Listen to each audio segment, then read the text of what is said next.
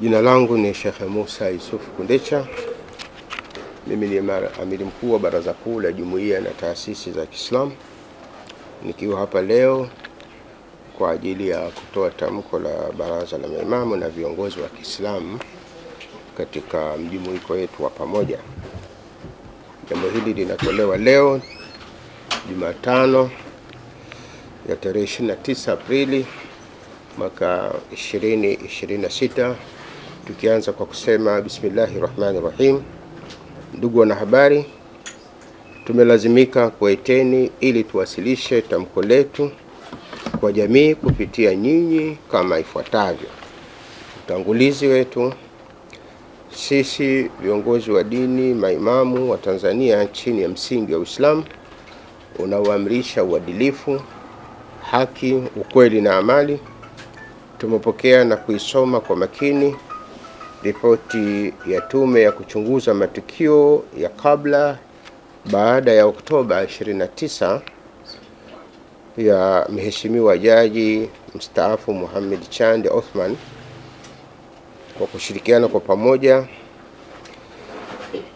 tukiwa kama mabalozi wa amani na uzalendo Tanzania, Watanzania watakumbuka tarehe 24 mwezi wa 9 2025, moja ya taasisi za Kiislamu UMATA ilifanya kongamano kubwa la kitaifa la amani na uzalendo katika ukumbi wa Diamond Jubilee pale Dar es Salaam, na kisha kuzunguka nchi nzima kuhamasisha amani na uzalendo.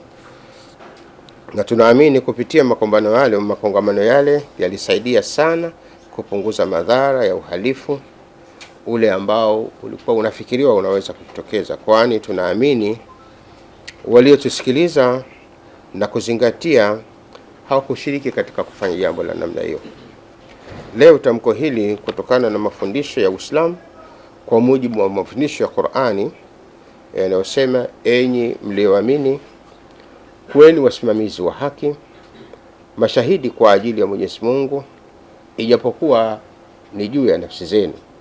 Jambo hili unaweza kulipata katika sura ya 4 aya 135. Jambo la kwanza ni pongezi na kuunga mkono ripoti. Tunampongeza kwa dhati Mheshimiwa Rais wa Jamhuri ya Muungano wa Tanzania wa awamu ya 6, Daktari Rais Samia Suluhu Hassan kwa ujasiri wa kuunda tume hiyo huru ya kitaalamu yenye wataalamu wanaofahamika ndani na nje ya nchi katika masuala ya sheria, diplomasia, ulinzi na upelelezi. Huu mfano wa utawala wenye kuguswa na haki na anwani zinazotokea katika jamii na unasikiliza kilio cha wananchi. Tukiguswa na kauli zake iliyokuwa na hisia kali kuwa anasikitishwa na matukio yaliyotokea tarehe 29, lakini zaidi ya kutokea matukio hayo, chini ya uongozi wake anajihisi kubebeshwa mzigo mkubwa ambao hata hivyo ataubeba kwa kuwa hana njia, kwa ujasiri mkubwa katika kipindi hichi kilichobaki cha uongozi wake. Pili, tunampongeza Mheshimiwa Jaji mstaafu Mohamed Chande na wajumbe wote wa tume kwa kazi kubwa na ya weledi isiyoegemea upande wowote. Ripoti imegusa ukweli, machungu unaoelekeza kuponya. Tatu, sisi viongozi wa dini na maimamu Tanzania tunaunga mkono kwa moyo wote mapendekezo makuu ya ripoti, hususan yale yaliyogusa maridhiano, uchunguzi kwa waliohusika, uwajibikaji na kujenga taifa lenye amani ya kudumu. Mwenyezi Mungu Subhanahu wa Ta'ala anasema, na mnapohukumu baina ya watu, hukumuni kwa uadilifu. Hakika Mwenyezi Mungu anawahusia wema. Hakika Mwenyezi Mungu ndiye asikiaye na aonaye. Haya unaweza kuyapata katika sura ya 4 aya 58. Ripoti hii imetekeleza amri hii ya Mwenyezi Mungu Subhanahu wa Ta'ala. Tunamtia moyo Mheshimiwa Rais na wanatume na Watanzania kwa kututekeleza na kuturudi nyuma kutokana na vikundi vidogo vya watu wachache wanaopinga ripoti hii nzuri kama tunapofahamu wako ambao wanaopinga, lakini tunasema tufahamu, hatuna Mtanzania anayeweza kutoka mbinguni leo. Waliopo ndio hao, lakini lazima tuwatumie hao waliopo kwa namna yote. Kubwa si nani anafanya, kubwa ni nini kinafanyika. Wengi waliopinga ripoti ya tume ya Jaji Chande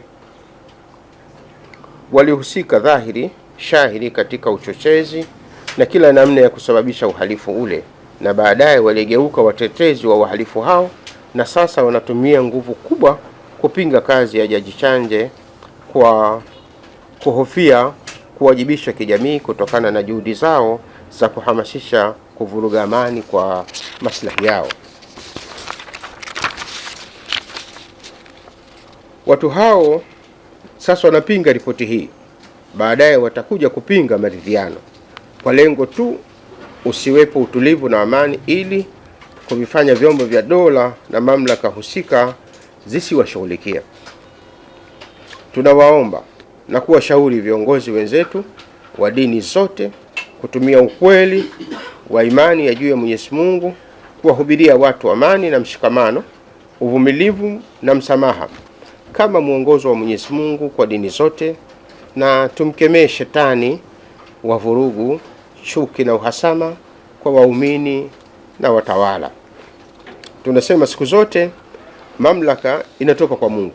Basi mahubiri yetu yasipingane na Mungu kwa kuhubiri uasi na uchochezi dhidi ya mamlaka iliyowekwa na Mungu, kama tunavyohubiri wakati wote. Tunasema na kuhubiri siku zote, shetani kazi yake ni kuleta machafuko, vurugu kwa kila aina ya uchafu kwa watu. Basi viongozi wa dini tusikubali kuwa mawakala wa shetani kwa kutumia mimbari na madhabahu zetu tukufu kuhubiri kazi ya shetani, kutaka machafuko, vurugu na uhalifu kama uliokwisha kujitokeza. Namba 2, wito kwa Watanzania na viongozi wa dini kuunga mkono maridhiano. Maridhiano si hiari, ni amri ya dini. Qur'ani inatufundisha, hakika waumini ni ndugu, basi patanisheni baina ya ndugu. Haya mambo yanapatikana katika surati Al-Hujurati aya 10. Hivyo tunaonasi Watanzania wote, Waislamu, Wakristo na wa madhehebu yote, na hata wale ambao wanajitambulisha kuwa hawana dini chochote, kuipokea ripoti hii kwa fursa adhimu na kujenga upya umoja wetu wa kitaifa. Tunaomba viongozi wa dini zote tuwe mstari wa mbele kuhubiri amani, msamaha, maridhiano, kuvumiliana na ukweli misikitini na makanisani. Misikiti na makanisa visigeuze kuwa majukwaa ya siasa za chuki. Mtume Muhammad sallallahu alaihi wasallam anasema, muumini kwa muumini nyingine ni kama jengo moja, sehemu moja huimarisha sehemu nyingine. Tanzania ni jengo letu sote, tusiruhusu libomoke. Ushauri wetu kuhusu maridhiano: wa kwanza, yasiyo ni maridhiano ya wanasiasa, bali ya Watanzania wote, na ikitokea kuwa kuna kikundi cha watu, chama cha siasa au kikundi chochote hakitaki, basi waachwe, maana Watanzania ni wengi na vyombo vya siasa ni vingi, wanatosha na wanahitaji sana maridhiano. Namba 2, maridhiano yasiangalie tu iliyosababishwa na matukio ya Oktoba 29 na 30, bali yawe ni maridhiano ya kitaifa yanayogusa malalamiko na maumivu ya kijamii na jamii yote kwa ujumla ya Watanzania. Maridhiano yawe ni ponyo la kudumu kwa taifa, kiasi kwamba kesho au kesho kutwa lisitokee tena kundi jingine la Watanzania kwa manunguniko yao ya muda mrefu wakasababisha kutokea tena mambo ya udhaifu kama yaliyotokeza hapo awali. Jambo la 3, maridhiano yaangalie pia malalamiko ya madai ya kibaguzi katika ajira na fursa, ubaguzi wa kidini, kikabila, kwani yapo madai ya uwepo wa watu wa dini moja tu au kabila moja tu kwenye idara nyeti za kiserikali, bali nchi na Watanzania au Watanzania wa dini na makabila tofauti. Hali hii ikiendelea itakuja kuleta tabu huko baadaye. Namba 4, Aidha, maridhiano yaangalie malalamiko ya muda mrefu baadhi ya madhehebu ya dini na mashirika binafsi kupewa ruzuku na mabilioni ya fedha, mitambo, madawa na watumishi kwa miradi ya afya na madhehebu hao bila kupewa dhehebu nyingine zinazotoa huduma kama hizo, na bado wanaopewa ruzuku wanatoza bei kubwa za huduma kuliko hata wanaotoa huduma wasiopewa ruzuku za kiserikali. Inawezekana zamani watoa huduma hizo walikuwa wachache, lakini sasa kila dhehebu linalo huduma ya afya, elimu sawa na madhehebu mengine. Maridhiano yaangalie hili ili kuleta furaha kwa Watanzania wote na kuleta mshikamano wa ukweli na umoja wa dhati. Namba 5, maridhiano yaangalie pia hali inayolaumiwa sana katika mwenendo wa kesi zinazohusu ugaidi na uhaini. Yapo malalamiko makubwa sana kwa upande mmoja wa dini wa viongozi wao wengi kukamatwa kwa tuhuma za ugaidi na kukaa jela kwa miaka mingi zaidi ya 10 bila ya kuhukumiwa, na wengine hata mahakamani hawapelekwi, kesi haziendelei, wengine wamefia jela, wengine wamekamata familia nzima bila kujulikana makosa yao. Zaidi ya kutaja ni ugaidi, lakini hakuna uthibitisho wa tuhuma hizo. Wapo waliohukumiwa kifungo miaka 50 lakini wakashinda rufaa, na wengine walihukumiwa kunyongwa kabisa. Wote hawakuwahi kusikika kuhamasisha uhalifu na kuonekana wakifanya vitendo vya kuhatarisha amani. Tume ya Maridhiano ilisimamie hili na iwaangalie watu wote hawa kwa malalamiko yao. Lakini watu wa dini nyingine wakikamatwa kwa tuhuma za uhaini wanakamatwa asubuhi na wanaachiwa jioni. Hii ili hali makosa yao hayana dhamana. Licha ya kuonekana bayana, kusikika pasina shaka wakitamka au kuhamasisha uasi na uhalifu, matokeo kuonekana, lakini wanafuatiwa kesi zao na wanaendelea kufanya hayo bila ya kuguswa, ili hali viongozi wengine wapo wa mahabusu kwa muda mrefu. Tume ya Maridhiano ihakikishe usawa wa haki katika hili, kuleta maridhiano ya kweli. Babili, tume huru ya jinai iundwe haraka ili haki itendeke. Ripoti ya Jaji Chanja imebaini vitendo vya uhalifu, uharibifu wa mali, vyanzo na vichocheo vya vurugu, mauaji na mipango ovu dhidi ya dola na Watanzania. Uislamu unasimama kwenye usahihi. Mwenyezi Mungu Subhanahu wa Ta'ala anasema, na wala usidhani Mwenyezi Mungu kuwa ni mwenye kughafilika na yanayotendwa na madhalim. Suratu Ibrahim aya ya 42. Hivyo tunaitaka serikali kuunda haraka tume ya jinai yenye mamlaka ya kisheria kuchunguza, kushtaki na kuhakikisha wahusika wote wanachukuliwa hatua bila ya kuonewa haya, kuangalia cheo chao, rangi au ya kisiasa au dini yake. Adhabu ya makosa ni kinga kwa jamii. Qur'ani inasema, na katika kisasi kuna usalama wa uhai kwa ajili yenu, enyi wenye akili, ili mumche Mwenyezi Mungu Subhanahu wa Ta'ala. Haya unaweza kuyapata katika surati al-Baqara aya 179. Lengo hapa ni kuzuia marudio ya madhila. Imebainika tabia ya baadhi ya viongozi wa dini na wanasiasa na wanaharakati na watumiaji wa mitandao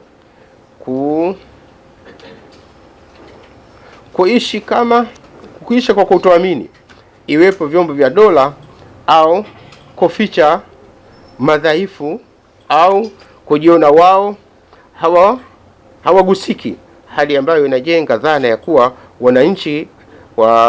kujenga dhana kwa wananchi na vyombo vya dola vinawaogopa au haviwezi kufanya lolote juu yao. Wanashuhudia mwendelezo wa uchochezi na uasi, kutukana, kudhalisha viongozi, kupitia taarifa za kila jambo, wananchi wanaendelea kushangaa na kuuliza, kwa nini hawachukuliwi hatua za haraka? Kuundwa kwa haraka kwa tume kutasaidia jinsi na kuanza kuchukuliwa hatua wanaohusika na kupanga machafuko na uhalifu ule na kuratibu kuchochea, kutasaidia zaidi kujenga imani kwa mamlaka na kudhibiti uchochezi unaoendelea. Aidha, kwanza kuchukuliwa hatua kwa wahusika hao kutaleta matumaini na utulivu wa nafsi na faraja kwa wahanga na waathirika na familia zao wa matukio hayo, kwa kuona waliosababishia kutokea madhara yao, basi hatua zimechukuliwa dhidi yao. Wito kwa viongozi wa dini kuacha kuhubiri chuki.